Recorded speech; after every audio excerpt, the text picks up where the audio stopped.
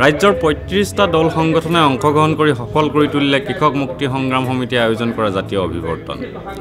হিন্দু মুছলমান সোঁপন্থী বাওঁপন্থী জাতীয়তাবাদী অনাজাতীয়তাবাদী সকলো দল সংগঠনে একেখন মঞ্চত বহি হুংকাৰ দিলে দেশৰ পৰা ৰাজ্যৰ পৰা বিদেশী খেদিব লাগে। বুধবাৰে মহানগৰী লক্ষীধৰ বৰা ক্ষেত্ৰত আয়োজিত জাতীয় অভিৱৰ্তনত অসম জাতীয়তাবাদী যুৱ ছাত্ৰ পৰিষদৰ পৰা আমছুলৈকে CPIৰ পৰা AIUDFলৈকে অংশগ্ৰহণ কৰা জাতীয় অভিৱৰ্তনখনত কনকসেন ডেকা উদয়াদিত্য ভৰালী দেৱপ্ৰসাদ বৰুৱা আদি বুদ্ধিজীৱীও অংশগ্ৰহণ কৰে। অভিৱৰ্তনখনত অসমৰ থলুৱা মানুহৰ বাবে ভূমিৰ অধিকাৰ ৰাজনৈতিক আৰু জাতীয় সম্পদৰ ওপৰত অধিকাৰৰ বাবে সাংবিধানিকভাৱে সুৰক্ষা দিবলৈ দাবী জনোৱা হয়। অভিৱৰ্তনখনত 1971 চনৰ 25 মাৰ্চৰ পাছত অহা সকলো বিদেশীক বহিষ্কাৰৰ বাবে সন্মত হয় আৰু প্ৰস্তাৱ গ্ৰহণ কৰে। অভিৱৰ্তনে আৰু দাবী কৰে যে অসমৰ কাৰণে ৰাষ্ট্ৰীয় নাগৰিকপঞ্জী উন্নীতকৰণৰ কাম 2013 চনৰ 30 ডিচেম্বৰৰ ভিতৰত সম্পূৰ্ণ কৰিব লাগে।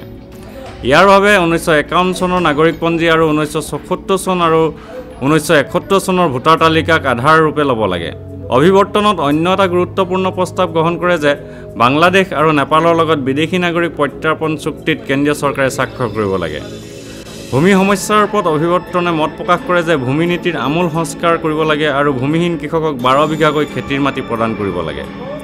লগতে বানপানী আৰু খহনীয়াত সৰ্বশান্ত হোৱাসকলক পুনৰ সংস্থাপনৰ বাবে ব্যৱস্থা ল'বলৈ অভিৱৰ্তনে চৰকাৰৰ ওচৰত দাবী উত্থাপন কৰে। কেমেৰা পাৰ্চন সুশান্ত দাসৰ সৈতে অমৰদীপ গগৈ, চেণ্টিনেল নিউজ, গুৱাহাটী।